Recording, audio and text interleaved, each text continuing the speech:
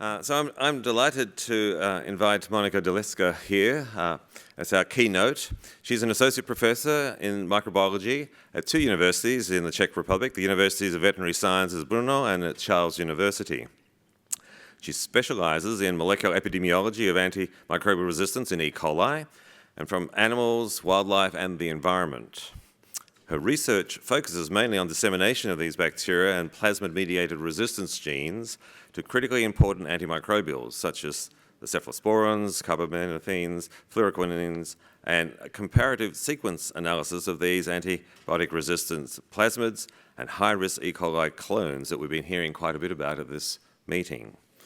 So without any further ado, Monika, I invite you to the stage. So good afternoon, everybody.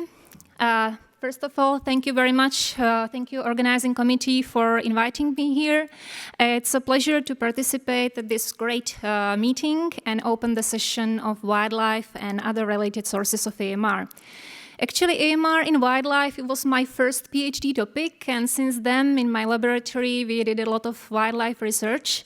So I'm pretty excited to share some interesting information with you today. So wild animals is an overlooked part of the environment, which you probably noticed during this meeting because there were not many talks and presentations on this topic, but it's highly influenced by humans and their activities, and they play an important role in dissemination of AMR.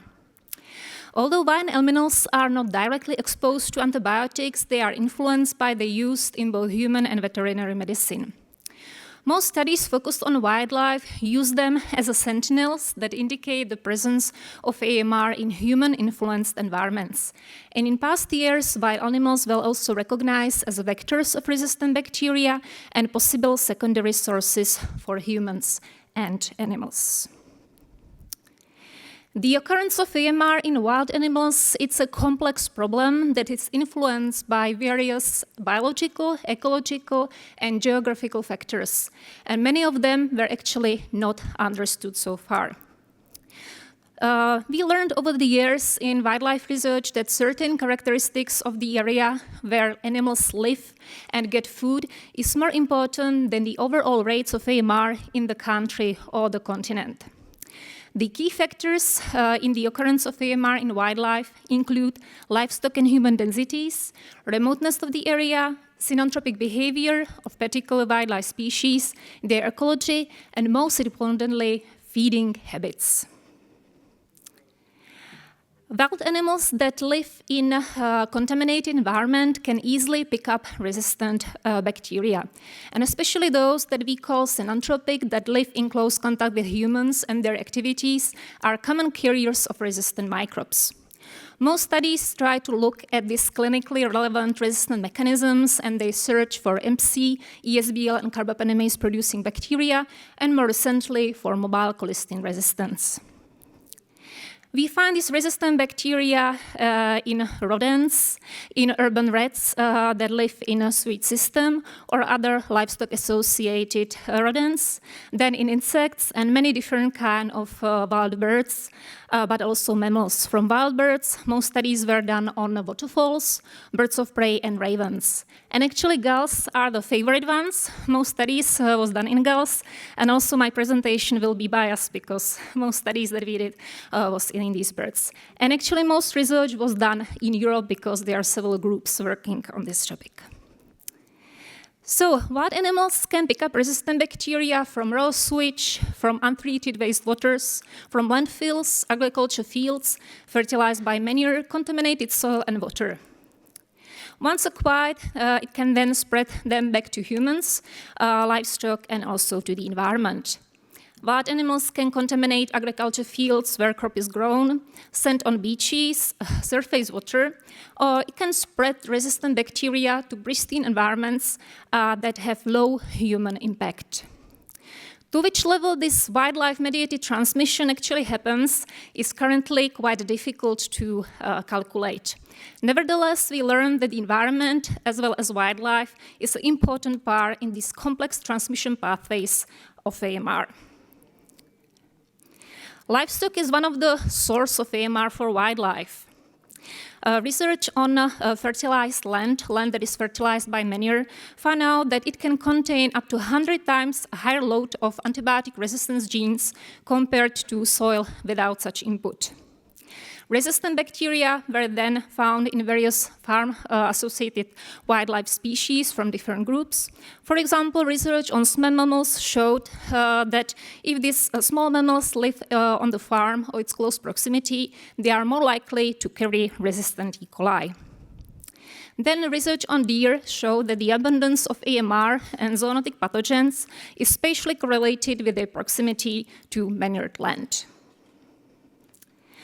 Plenty of research also showed that wastewaters have an impact on the occurrence of AMR in wild birds and small mammals.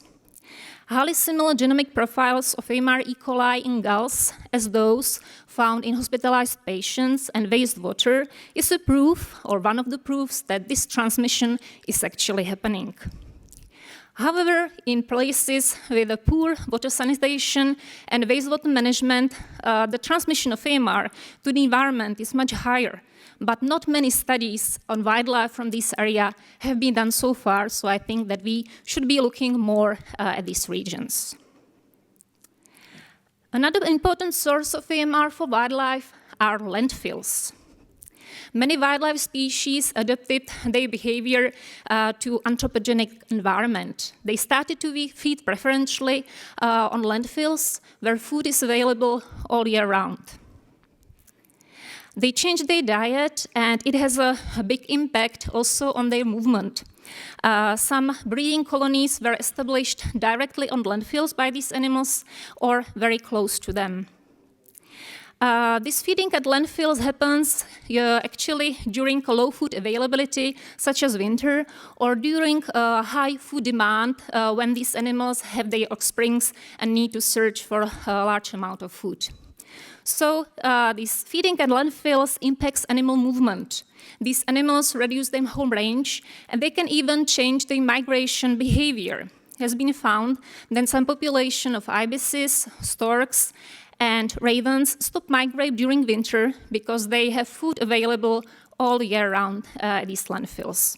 And all this has impact on pathogen distribution. A clear correlation between the occurrence of AMR and the use of landfill has been explored in wild birds using quite innovative approach of combination of genomic typing of bacteria and GPS tracking of these birds. Over the years, Christina Almström and Jonas Bonedal, who is participating as well at this meeting, did quite some nice studies in gulls in Alaska. So in this study, they equipped landfill foraging gulls, and they collect the samples and study the movement of these birds between 4 sites in Alaska. So the transition between the sites, abundance of E. coli, and their genomic relatedness. Besides a lot of resistant bacteria they found, they also isolated carbapenems producers that had only small number of SNPs, so they were genetically identical between the sampling sites, which proves that this transmission is actually happening. The highest movement was actually seen, as is highlighted here in this red circle, between the landfill and the upper Kenai River, which were actually also the places with the highest occurrence of resistant isolates in these birds. So the findings showed that the gulls acquired resistant E. coli at habitats with strong anthropogenic input, such as landfills, and their subsequent movement represents important transmission pathways through which this AMR is dispersed. So I think this is quite innovative approach that combines different kind of multidisciplinary research and allows to see what are the actual sources, what are the transmission pathways, and then based on that we can also calculate the risks. We had a look on gulls also during our research. It was a collaboration with colleagues in Australia. And we searched resistant E. coli in 3 breeding colonies in Sydney, 5 Islands, and Montague Islands. Birds in these colonies, they have a different diet. In Sydney, they feed preferentially on local fish markets, while in Montague Island, they have mainly natural diet, and about 5 islands I will talk about later. In birds from all these 3 locations, despite their different feeding diet, we found quite a large amount of resistant E. coli. It was a huge collection, and we did this large phylogenetic pictures. It was in collaboration with Stephen Djordjevic that you heard a nice presentation this morning. So if you are interested a little bit more about the details of this study, you can have a look. But what I would like to talk about now is actually a colony of 5 islands. In this colony, we found that 40% of birds were colonized by carbapenems-producing bacteria. So it was such high number. I was surprised because you don't see such high numbers even during an outbreak in a hospital. So it was not one single isolate, that they were actually 10 different bacterial species. But they had something in common. They all produce carbapenems IMP4. And what we know about epidemiology in Australia, this is actually dominating carbapenems spreading in clinical isolates in Australia. The gene was associated with a class 1 integron, which is typical for this carbapenems gene, but it was carried by plasmids from various incompatibility groups, but mainly HI2. And again, HI2 is the main vehicle of this carbapenems gene currently spreading in different isolates in Australia. So what is so different about 5 islands? During the breeding season, which was the time when we collected the samples, adult birds actually visit a local landfill that is located 12 kilometers away of the breeding colony on the mainland. Local ornithologists showed that up to 6,000 birds per hour visit the landfill and collect food there. So we believe that there must be a source on the landfill, but how these carbapenems producers got there, that's a mystery. Current research in wildlife also tries to explore the transmission of those highly resistant extraintestinal pathogenic E. coli clones that you heard about during 2 presentations this morning. So in fact, some highly pathogenic expect lineages are actually spreading into the environment and to wildlife.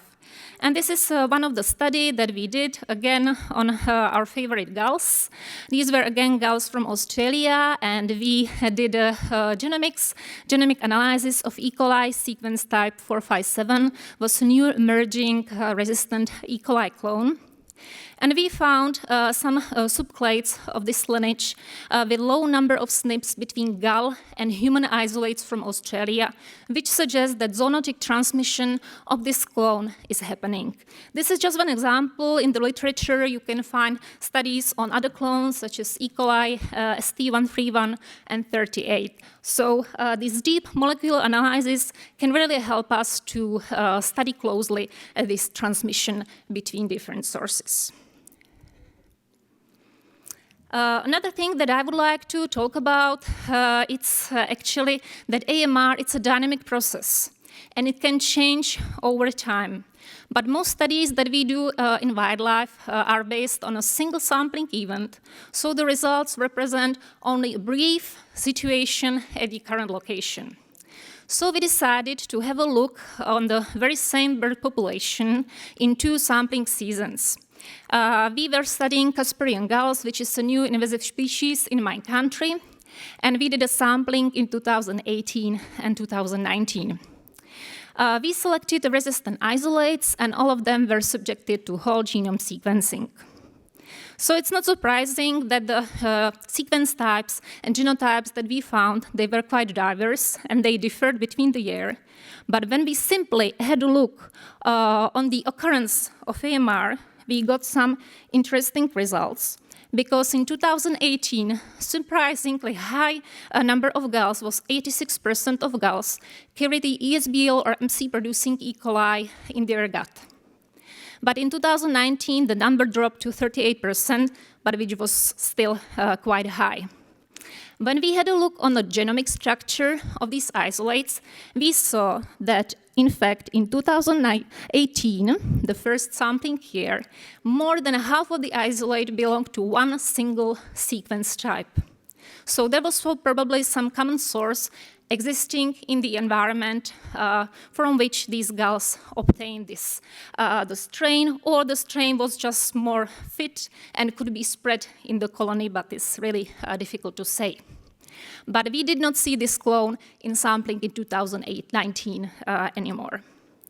So I think that we need more this kind of studies that are based on excessive sampling and longitudinal observation, because the picture that you see, if you just once have a look in one wildlife population, it can change over months or years. So we know that wild animals are carriers of AMR, but they can also facilitate the transmission either locally or even transcontinentally.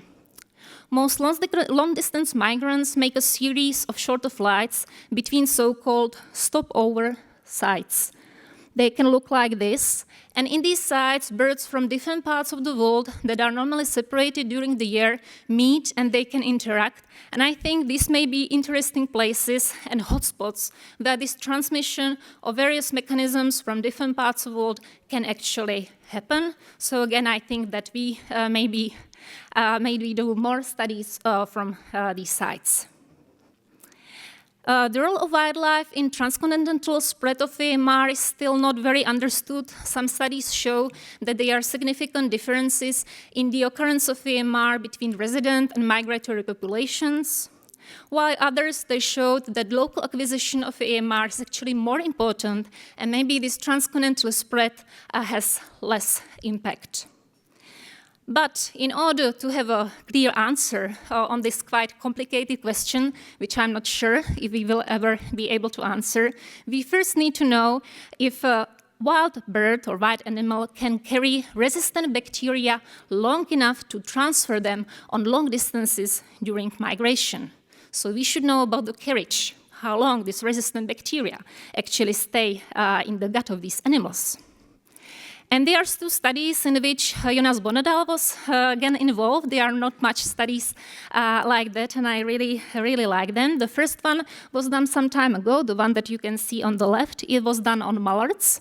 They had 5 groups of mallards. 4 of them were inoculated by different Ecoli strain producing ESBL. The last group was control. Each group had 3 birds.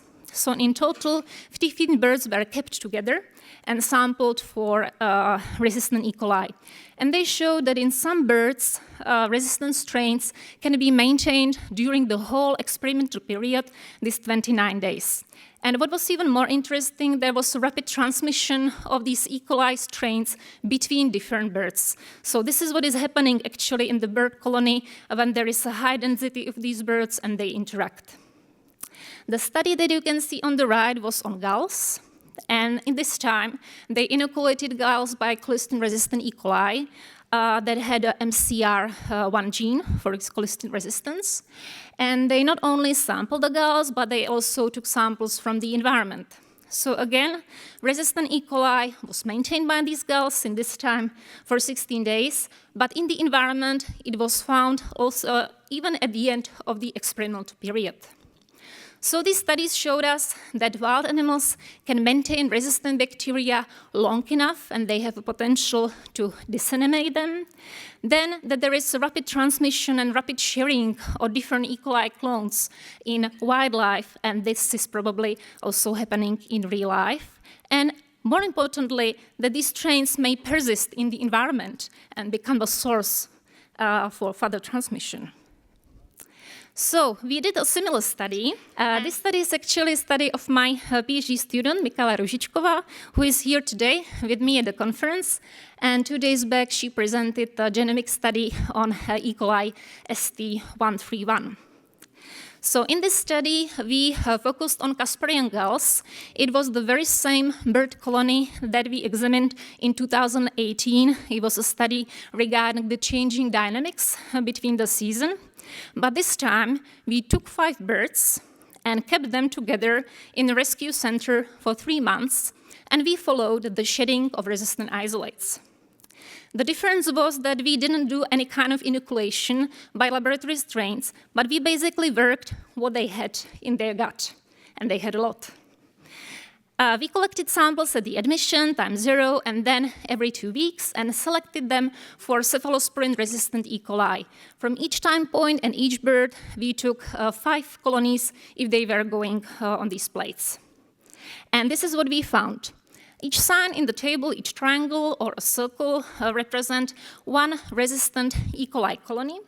If the color differs, it's a different E. coli genotype based on the sequence typing.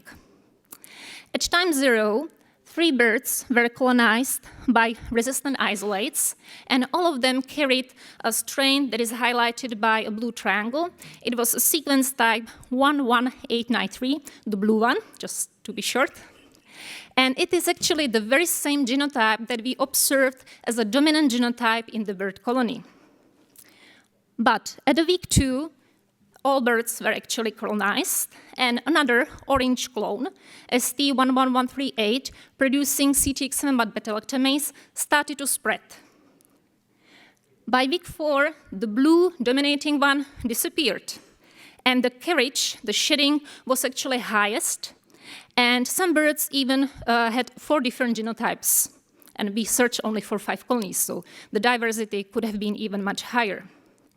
At week 6, we saw that the orange genotype was the most dominant one, found in 4 birds. But after that, the shedding started to decline, but in 2 birds, we were able to see some resistant isolates even after 3 months. So there was also something interesting that we saw, because actually all isolates that have a black circle around, which are all circle isolates, had a I1 plasmid and CTX7 beta-lactamase. So that was something in common. So we had a look on sequencing data, and we found that all these isolates actually carried the very same plasmid. So in this experiment, we not only seen that there is a dominance of one strain, arrival of other, disappearance of one, but also rapid transmission of one single plasmid happening between different birds and different E. coli genotypes. So when you apply this kind of deep sequencing analysis, you can really see some interesting stories. So we did a whole genome sequencing on isolates. We saw that isolates that have a same genotype actually are identical, so there is a clonal spreading. But what I want to highlight, we wanted to ask the question if these changing dynamics can be related to different strain fitness. If some strains are more able to grow than the others. So we did a fitness experiment, but no. They were all same, grow the same. So we asked another question. So it was probably about the plasmids. So we compared the conjugation frequency of the original F plasmid that was found in the blue strain compared to I1 plasmid that started to spread during the experiment. And yes, I1 plasmid was conjugative, really conjugative, has a higher frequency of conjugative transfer. But it was not the only thing. We also had a look on sequencing data, and we found that this I1 plasmid actually had a gene for colicin production. You know, colicin, it's a bacterial toxin. It can kill other sensitive bacteria. But this F plasmid from the outcompeted strain also had a colicin gene. As you can see here, the CBA, but it was unfunctional. It was disrupted by insertion of CMY2 beta-lactamase. So you can see that the resistance may not be always the success. So we wanted to take this hypothesis even further, and we checked the production of 6 different types of colicins in our isolates. And in fact, the outcompeted strain produced only 3 out of the 6, which may explain why it was not so successful. But the orange one that persisted and dominated actually had all 6, and the production was highest compared to the other strain. So it was not only due to the I1 plasmid, but there were also some genes on the chromosome for colicin production. So I believe this was quite an interesting story, which tells us this isn't always only about AMR, but if AMR is combined with some metabolic genes, toxic genes, it can have really impact. So to conclude, we learned that wildlife populations are carrying AMR isolates. We know what are the main sources of this AMR. We found resistance mechanisms, plasmids, and high-risk clone in wildlife as those that are spreading in humans and animals. We still don't know very much about the transmission, what actually is the impact of wildlife on transmission, local and global. We know that these processes are really dynamic and they are influenced by various environmental, host, and bacterial-related factors. So we know a lot, but there are still some gaps in our understanding and some future directions that we may be going. So we still don't know how long these isolates can be maintained in the gut. We have some understanding, but not the general knowledge. Still, there are some questions regarding the role of transmission, the role of migration and local movement in a spread of AMR by wildlife. But I think these actually first points are quite important, because without that, we cannot estimate the risk. And we should be actually having the actual health risk for humans. What are the risks if wildlife is carrying an AMR for human and animal health? Then surveillance. We talk a lot about surveillance during this meeting, so do we need a global surveillance for wildlife? I would say that it's really difficult to set up such a surveillance because they are different animals. Birds, mammals, reptiles, invertebrates, they live in air, water, land, so it may be even not possible to set up a functioning surveillance as we know it for humans, animals, and water. So maybe rather than that, I believe we need more focused studies that are well designed and they have a clear scientific question. Studies that are happening in interface, where you do extensive sampling of human, animal, and environmental samples, so you can study these transmission pathways. And you should apply these deep molecular methods as whole genome sequencing. So other methods may have also the role, like qPCR and metagenomics in the future. And the last point that I would like to say is that this telemetry use is quite an innovative thing that may help us to understand the transmission, and you will hear about that in the next presentation. So I would like to thank the colleagues from my laboratory who participated over the years, then our key collaborator, Steven Djordjevic. Thank you. Presentation. I'm Jin Huang from Tsinghua University. I'm curious if I missed some information about the experiment when you kept some birds in a cage, right? And the diversity of E. coli increased, right? I don't know. What is the driver to increase their diversity? You mean the experiment with the 5 gulls? Yeah. I think it was maybe the plasmid transmission that started to diffuse in E. coli that were already present in the gut, but they were sensitive and they acquired a resistant plasmid. And then the diversity increased. This is my explanation, that it was about the plasmid diffusion in the sensitive population of E. coli. Oh, okay, thank you. Next question on the right. Hi, Susan von Groters. Very interesting talk. So on your last slide, you mentioned in the conclusions that there's risk to human and animal health. Is there any risk to wildlife health? So I don't know what bird diarrhea looks like, but is there a chance, like with the shedding, was there any sign of illness with the birds that you actually had for 3 months? Or is there any sign of illness in any of the wildlife that you're capturing and finding these resistant strains, which could possibly be virulent as well? Well, that's a great question that I've been also asking, but I'm not expert on the birds, mainly working with these isolates in the lab.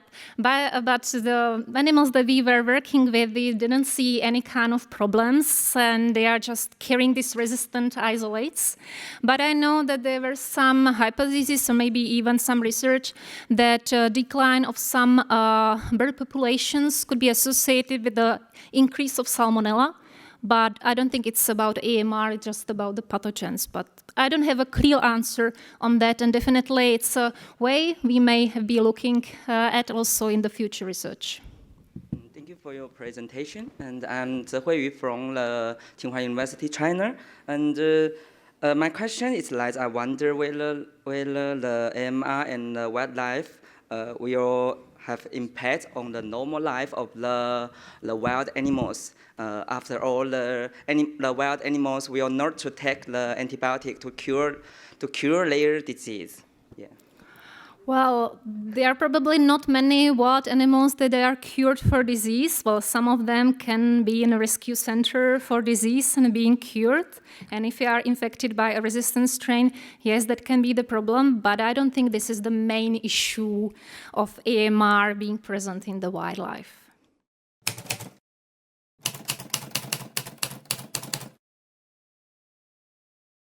Our next presentation is from Victor Martin Vertes. He's going to be telling us a little bit more about the evils and allies in relation to these avian colleagues of ours. Yeah. So go ahead. Yeah, thanks so much.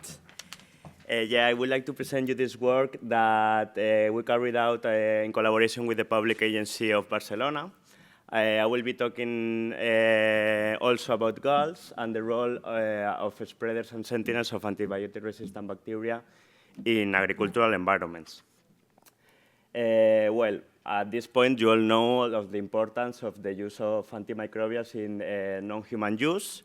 And within this OneHealth approach, the role of environment and animals is becoming more important for human health, because it's estimated that 60% of the diseases will have like animal origin. But as Monika was saying before, understanding the dynamics of AMR circulation during the space and the time through the environment is really challenging, because there's a lot of factors involved, and it's difficult to account for everything. So here I will be talking as well about gulls. So after the nice presentation of Monika, you all know that they carry resistant genes, pathogenic bacteria that can be potentially affecting humans.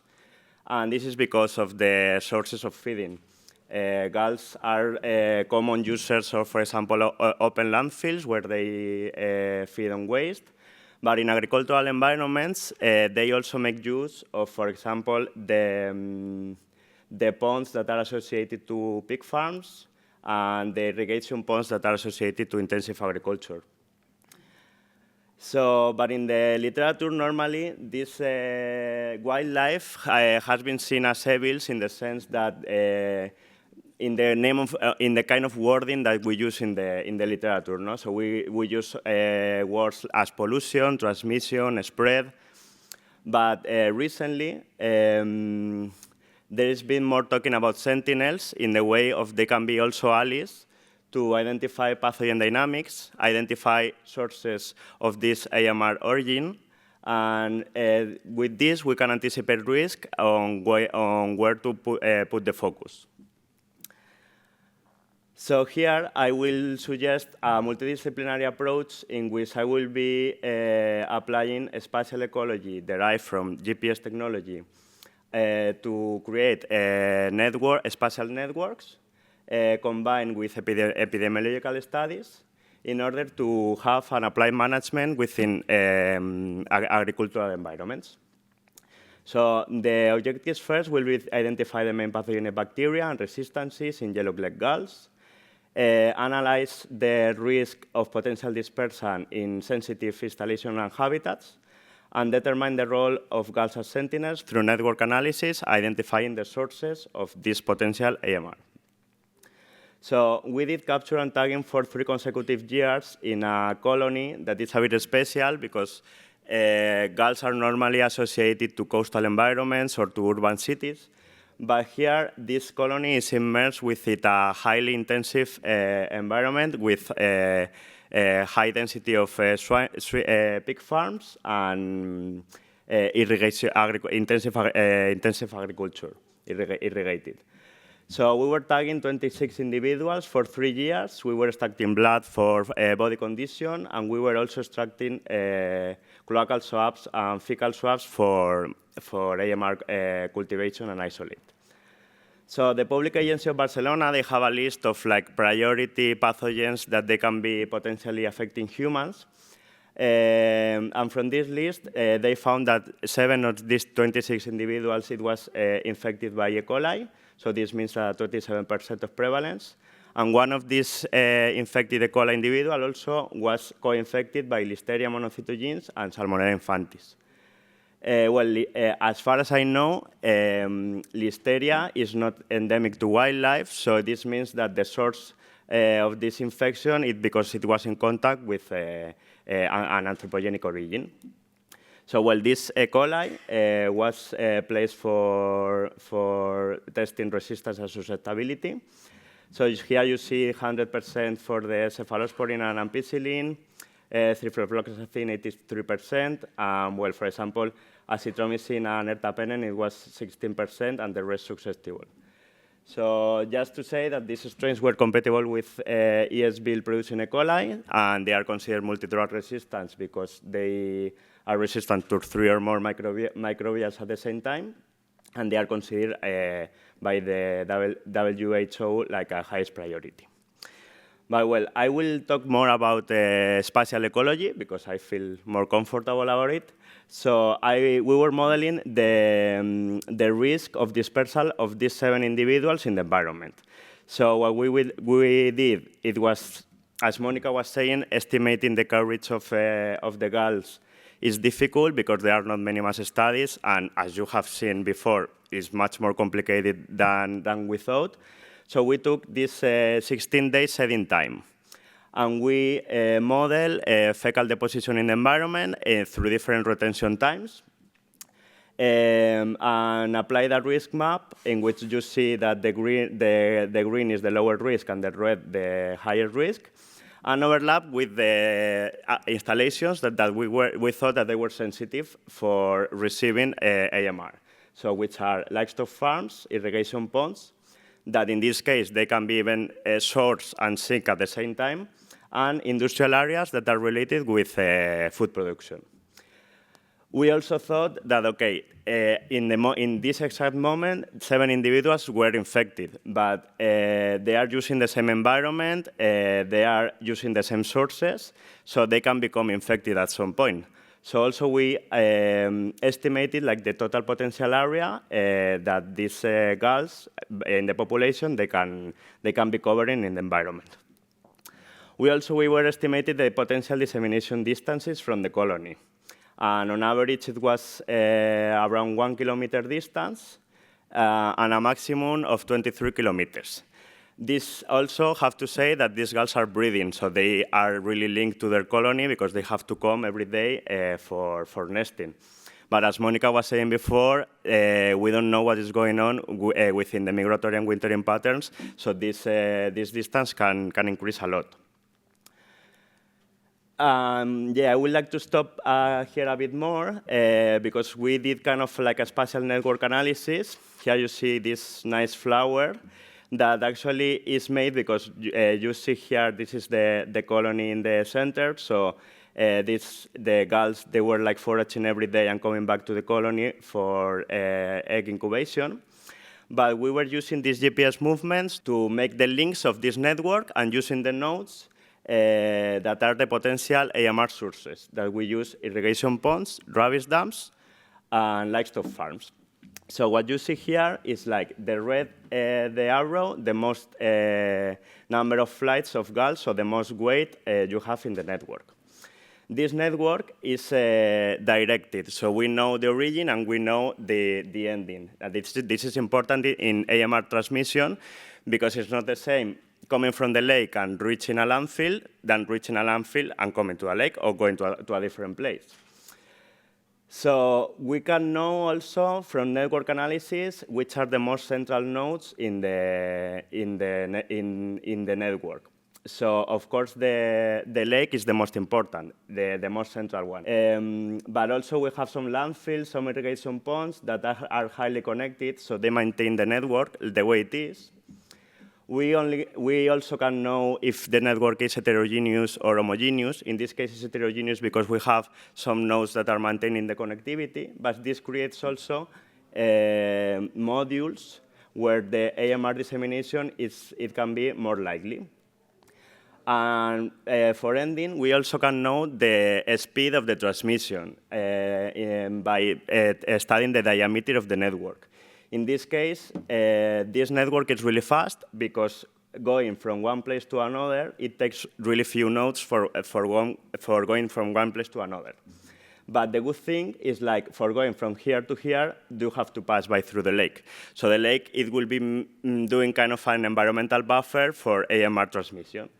But we have the other hand of the coin that you have an aggregation issue in the colony where all the gulls are grouped together in the same environment.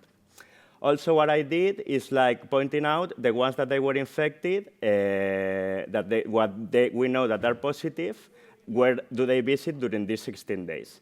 And at least we can have a hint of this. It could be like a potential source for AMR infection.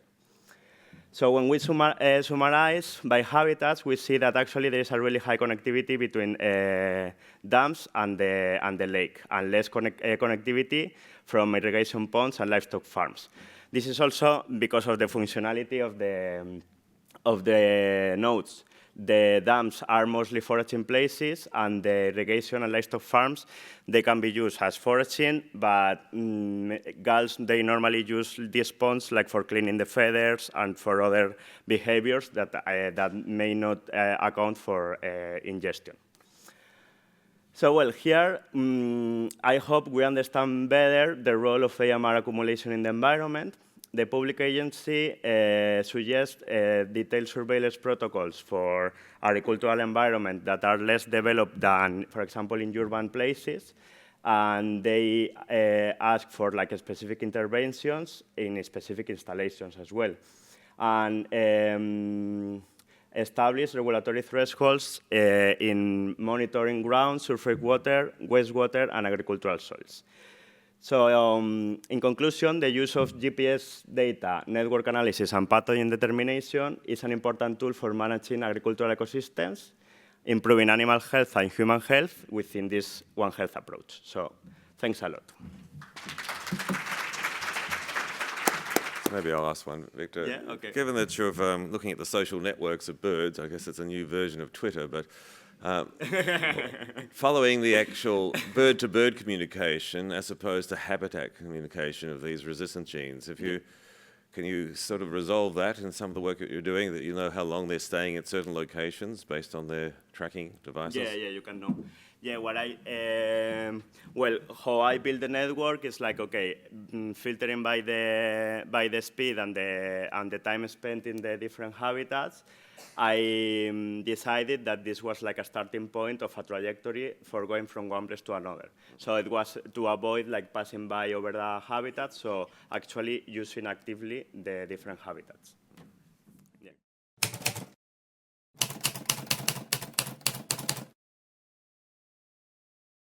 Going from the air, we're going now into the planktonic side of things in the aquatic environment. Alina Crotta, you're here, please. Come forward to hear about the zoonotic effects of extracellular DNA degradation and uptake by natural transformation and processes in freshwater microcosms. Okay, good afternoon to everyone. First of all, I would like to thank the organizers for giving me the opportunity to present this work, which deals with the evaluation of zooplankton influence on extracellular DNA degradation and uptake in freshwater microcosms. Okay, so as we know, in freshwater ecosystems, we can commonly find extracellular DNA, which are regarded as crucial for the spread, as pivotal for the spread of antimicrobial resistant genes. And indeed, aquatic ecosystems are considered one of the biggest reservoirs of antimicrobial resistant genes.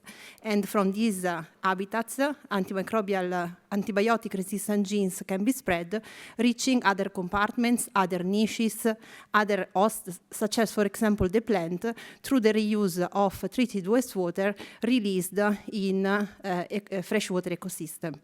The importance of natural transformation for the spreading of antimicrobial resistant genes has been emphasized, but not so much work has been done so far considering the food web context, which means considering bacterial interaction established with higher organisms in freshwater ecosystems, such as, for example, zooplankton. Zooplankton plays crucial roles in freshwater ecosystems since it links phytoplankton and bacteria to higher trophic levels. Zooplankton and bacteria are closely connected one to each other. Zooplankton protects bacteria against environmental stresses, promotes the dispersal of the bacteria long distances and also can enhance their growth.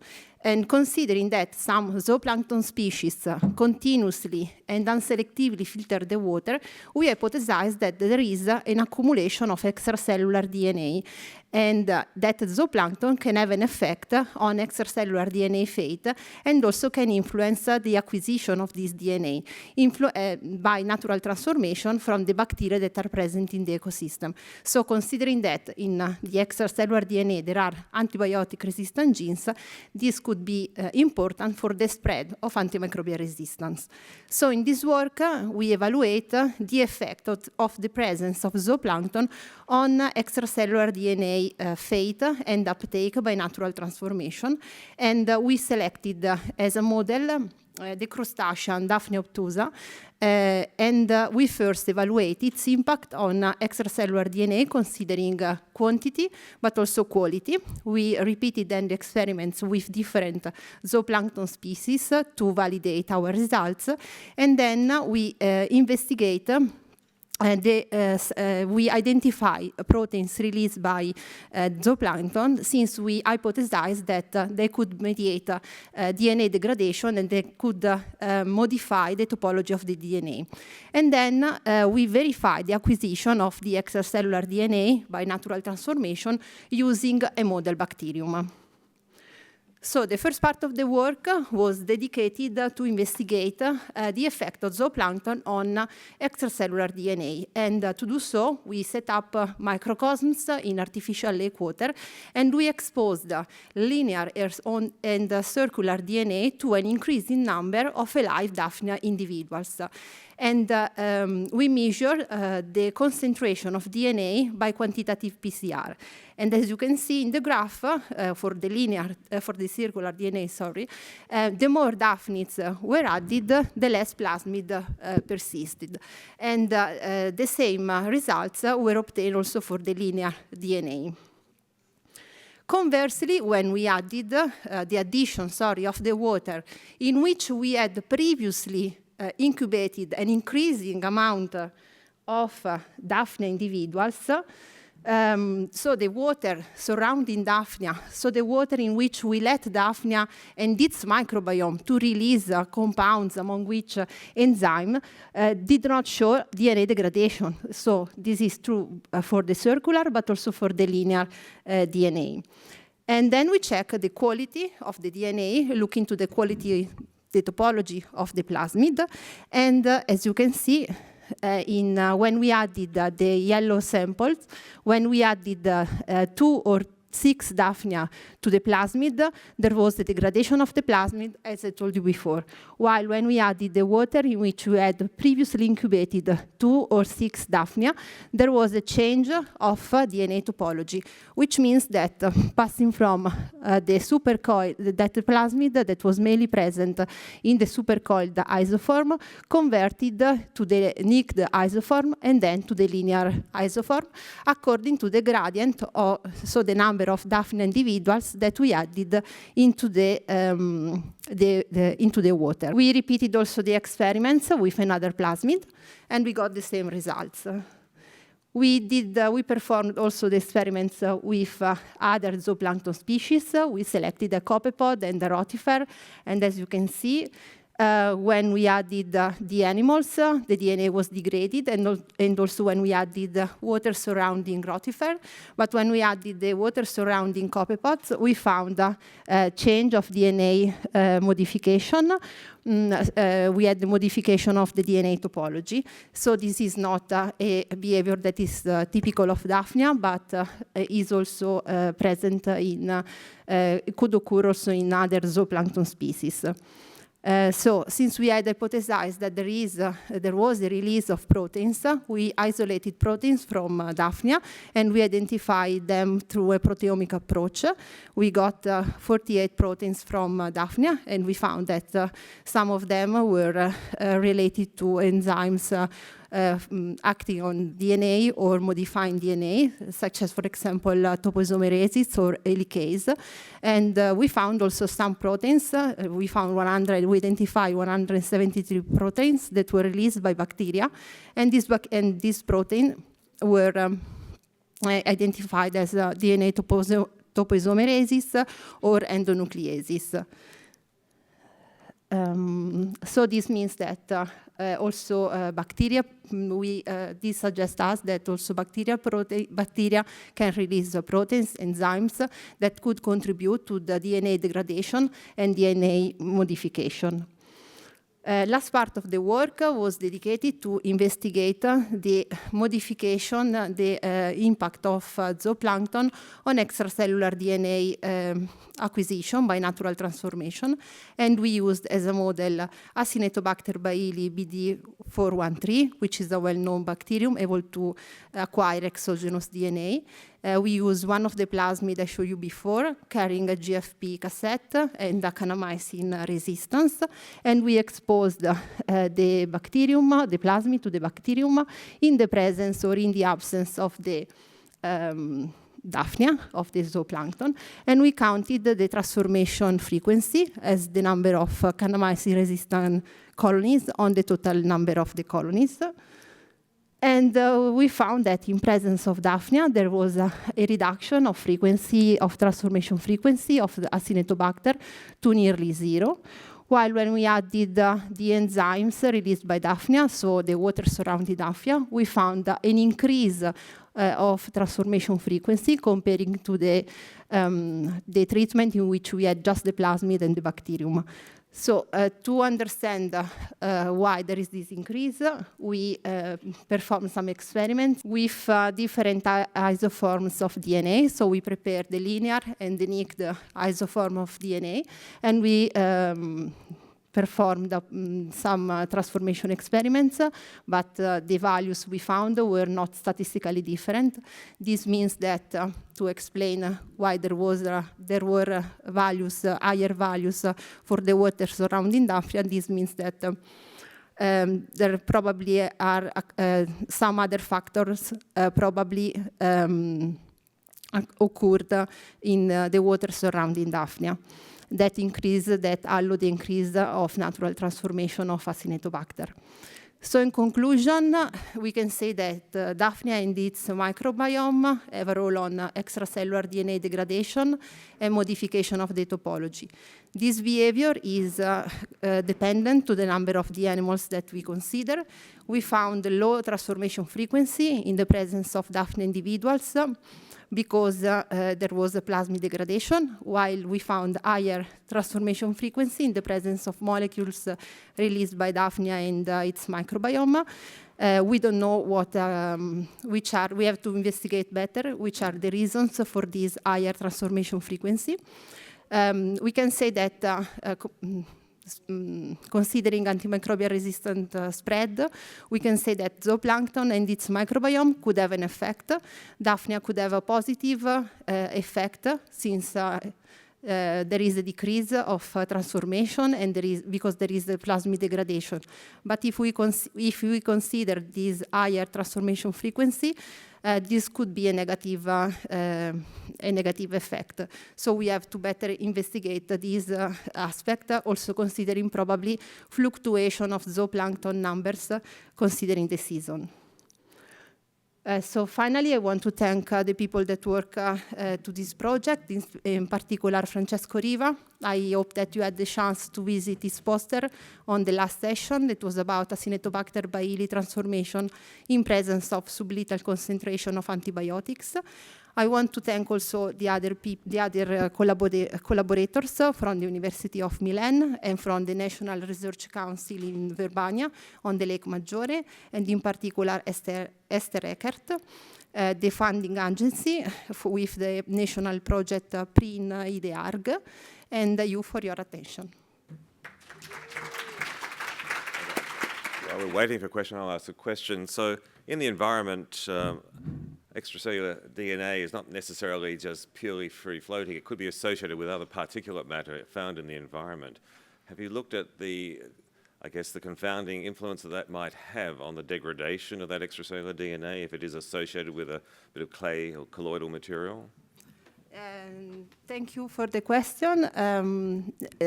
No, we haven't checked. We have just prepared the DNA in microcosm of artificial lake water. And you're right, the DNA is attached to particles and could be, let's say, not so freely available. But there are some publications that measured the amount of DNA, of extracellular DNA. For example, it's in wastewater, in treated wastewater, there is, the effluent of treatment wastewater plant. It has been estimated concentration from 1 to 50 nanogram per liter, I think.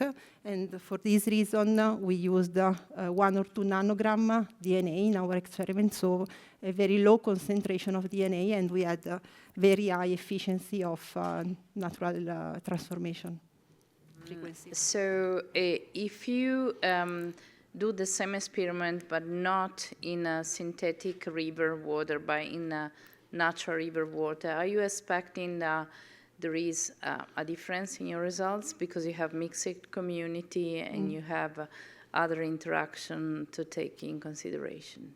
Yes, I think that there will be different results because the limit of this experiment is that it's done in with a single bacterium and in this simplified community, but it's just the beginning and we have to increase the complexity of the system to see what it will happen.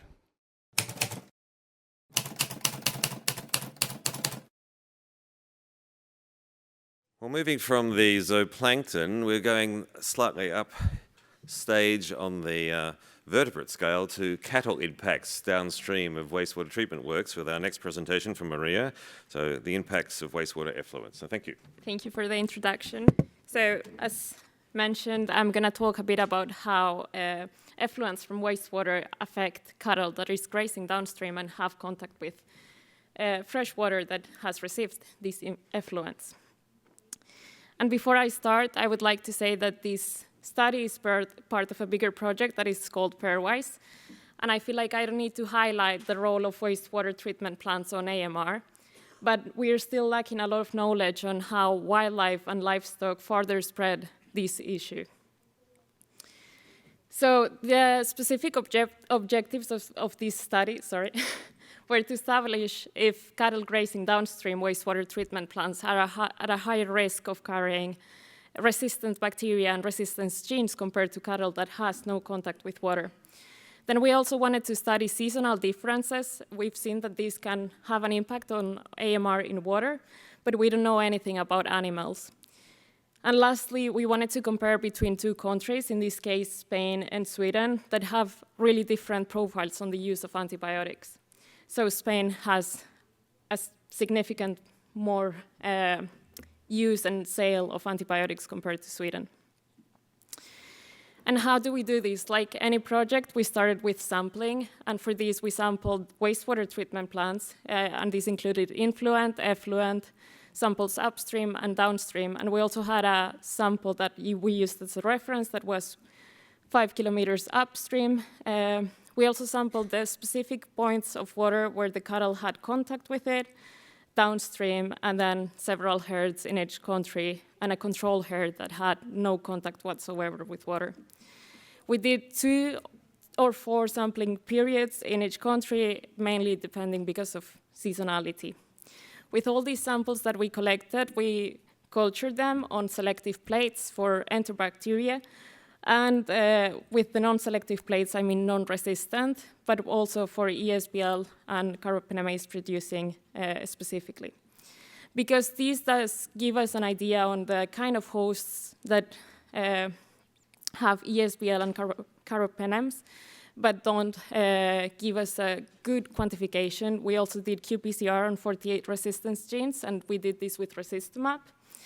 And lastly, with the isolates that we have found from culturing, we went further into sequencing to clarify which resistance genes were associated with each host, and lastly, if the hosts from water are somewhat related to the hosts that we find in cattle. And I'm going to stop here and say that we, unfortunately, don't have results for all of these yet because this is ongoing work, but this is what we have so far. So what we found on water connected to the wastewater treatment plants is that there are a lot of ESBL and carbapenems producing isolates, and when it comes to ESBL producing isolates, the profiles are similar in both countries. Around the 60% of the samples were positive for any ESBL producing enterobacteria in both Sweden and Spain, but the distribution was slightly different. So in Sweden, most of the isolates were connected and nearby the wastewater treatment plant, but in Spain we even found isolates on the reference sample that was way farther upstream. And when it came to carbapenems producing isolates, we saw a difference between the two countries in which in Sweden we had much lower prevalence than in Spain. And once again, a difference on the distribution in this case. In Sweden, we saw them mainly in the influent and effluent of the wastewater treatment plant, while in Spain, it was all over. Additionally to this, we didn't see any seasonal differences on this prevalence between the two countries. And when it came to resistimab results, we saw a high abundance of different resistance genes in water. But if you remember, we also collected samples of water that were farther downstream where our cattle herds were. And in this case, they were around 3 to 5 kilometers farther downstream. And in these samples, we found a significantly less amount of ESBL producing isolates with only 3 samples positive for them, and no carbapenems producing isolates whatsoever. Again, no seasonal differences and relatively low abundances of resistance genes compared to those connected to wastewater treatment plants. But now we come to the actual interesting part, what happens in the cattle.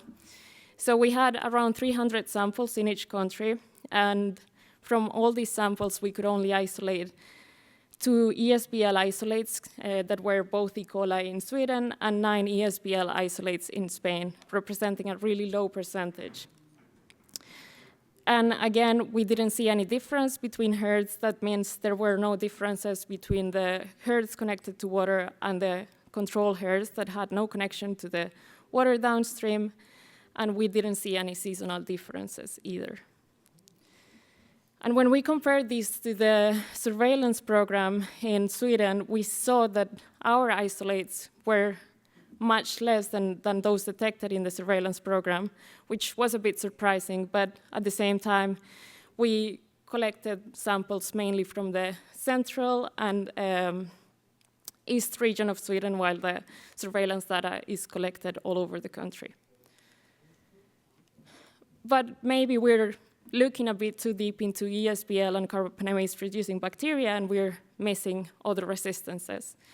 And we happen to have over 300 isolates from non-selective plates, so non-resistant in theory. So we decided to test them for other antibiotics that were not necessarily beta-lactams or cephalosporins. And what we found was this. Only 3 isolates were resistant to ampicillin and tetracycline, which is a fairly common resistance in the clinic.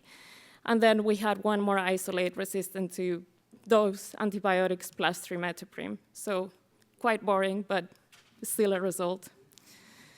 So in summary, we see that there are high levels of resistant bacteria and genes in wastewater treatment plants and near them, but there are by far lower levels farther downstream where cattle are in contact with this water. In general, low levels of resistance in cattle downstream, and no apparent correlation between those isolates found in water and in cattle. And most importantly, we didn't find any differences in the levels of resistance in cattle between the two countries, despite a completely different use of antibiotics. Lastly, I would like to acknowledge everyone that has been involved in this project. It was quite ambitious sampling, and it wouldn't have been possible without them. And of course, the funding agencies. And you for listening.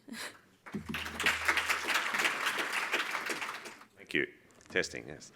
Nicholas Ashbolt, the question really is one about the physiology of cattle. Is it something to do with the rumen of cattle that might change the scene here for uptake when they ingest, and how long, I guess, well, I'll leave it at that, whether you've looked at actual antibiotic resistance within cattle rumen isolates as opposed to feces? It could definitely have an impact on it, but we haven't gone farther into it. We mainly think it's because there's a lack of selection pressure for those isolates compared to the ones the cattle already has. But yeah, we haven't looked farther into it. Okay. You ready?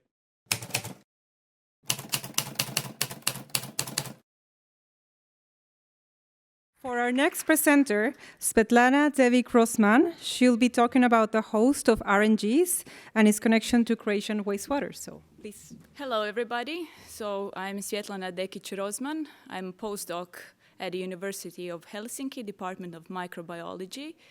I'm also part of FIMAR, which is the Finnish Multidisciplinary Center of Excellence for Antimicrobial Resistance Research. So I will tell you a little bit about the host of antibiotic resistance genes from Croatian wastewaters. And this work was done in collaboration with the Institute Ruđer Bošković from Croatia. So we all know that antibiotic resistance is a burning problem of the modern time, and what better place to study antimicrobial resistance than wastewater treatment plants. So that's why I decided to study 2 wastewater treatment plants in Croatia. The first one is in Zagreb, which is the capital. It has around 1 million population. It also has the secondary wastewater treatment with active sludge, and it receives wastewater from households and 9 hospitals. The second wastewater treatment plant is in the city of Varaždin, which is a smaller city in the north of Croatia, in a rural area. It also has the secondary wastewater treatment, and it receives wastewater from households, 1 hospital, and industry. Especially important here is the influence of dairy and poultry industry in this area. So the aim of this study was to detect bacteria that carry clinically significant beta-lactamase genes, BLA-TEM, BLA-VIM, and BLA-OXA48-like. So BLA-TEM is a gene that can confer resistance to third-generation cephalosporins. BLA-VIM and BLA-OXA48-like can confer resistance to carbapenems, which are last resort antibiotics.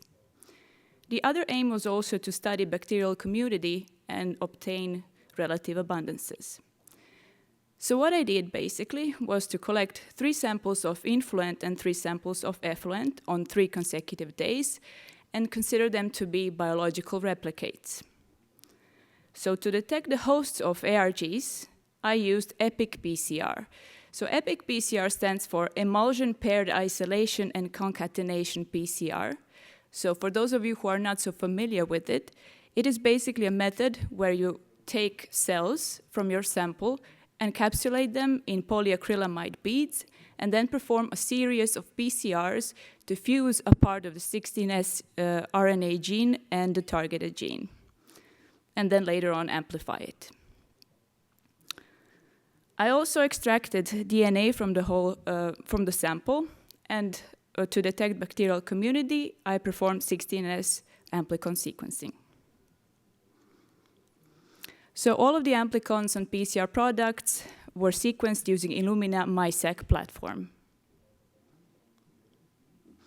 So when it comes to bacterial community and alpha diversity, so we can see that Varaždin wastewater treatment plants showed slightly higher alpha diversity, but it was not statistically significant. But what was statistically significant is that the influents were more diverse than effluents in both wastewater treatment plants. For the beta diversity, I normalized the samples by proportions and constructed this PCOA plot using Bray-Curtis dissimilarity index. And we can see here that all sample types are different from each other, so there is no clustering. Here are presented the top 20 most abundant families. And in the case of wastewater treatment plant in Zagreb, we can see that Arcobacteriaceae are represented with a 40%, so very high relative abundance. In effluent, it's a slightly different situation. There is a decreased abundance of Arcobacteriaceae in favor of Flavobacteriaceae and Moraxellaceae. So those bacterial families all have members that are typical environmental bacteria, but also human pathogens. In the case of Vareš in wastewater treatment plant in effluent, we have also high abundance of Arcobacteriaceae, but also a high abundance of Streptococcaceae, which is interesting because Streptococcaceae have members, bacterial members that can produce lactic acid and are important constituents in the dairy production. In the effluent, Arcobacteriaceae are also highly abundant, along with Rhodocyclaceae. Rhodocyclaceae is an interesting bacterial family because it has members that have very diverse lifestyles. So some of the members can degrade aromatic compounds, and some of the members can fixate nitrogen. So when it comes to hosts of ARGs and the results of EPIC PCR, I only took into consideration those taxa that were recorded in all of the replicates to eliminate false positives. And in total, I recorded 167 genera.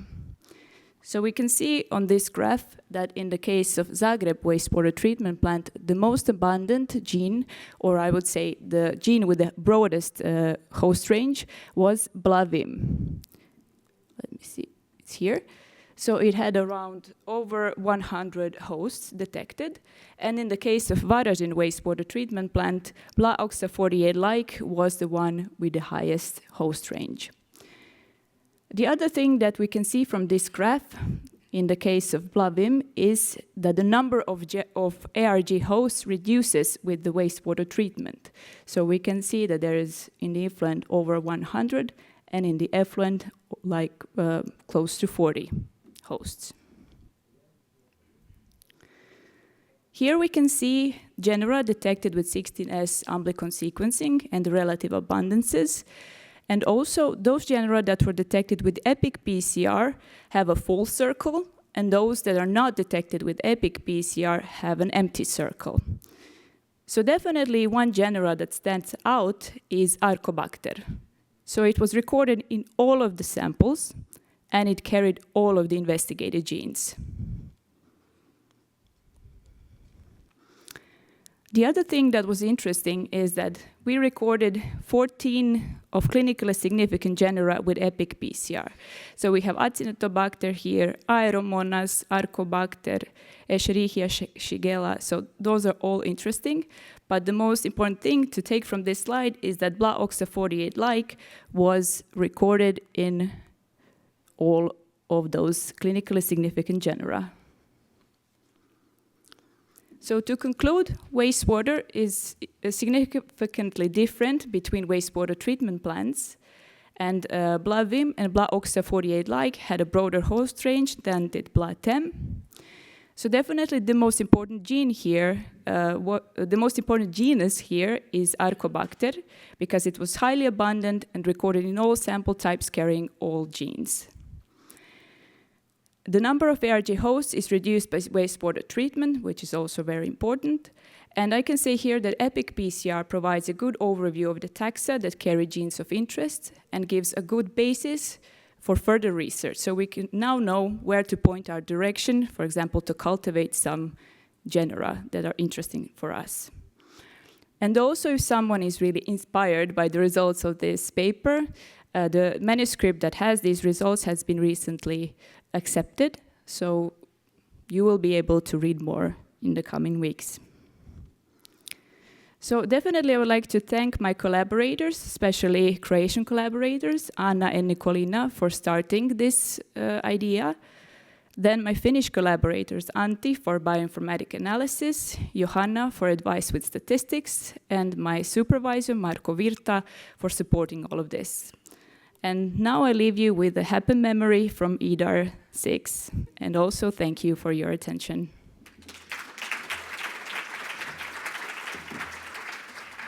So in the second to last slide, when you saw the BLA-OXA gene in effluent. I'm assuming you also saw it in influent in all of those? Yeah, that's a good thing that you noticed. So it wasn't shown in the influent because we did record it, but the reads were very poor quality, so we just discarded it from further analysis. Thank you for the presentation. I have also a question regarding OXA48, because I was quite surprised by the table that you showed at the end, because the gene was found in some genera that I was not even aware, like Clostridium, that can carry carbapenems genes. So did you try to do the cultivation to really search for the isolate to confirm the result? You have some comments on that? Not yet, but that's the plan for the future. So definitely we will proceed with the culturing. Yeah, thanks. Hi, Nicholas Ashbolt. I'm very excited with your results on the Arcobacters. I don't know whether you took it any further. Were they Butzeri, Cryophila, or some other species of Arcobacter? Do you know? Sorry, what? What species of Arcobacter they may have been? Species, so we have only sequenced a part of the 16S gene, so we cannot say with certainty which species they are, but we could see that some of the reads correspond to Arcobacter butzleri and Arcobacter cryophilus. So those are like the two most abundant species, and also the two most important species since they're also human pathogens.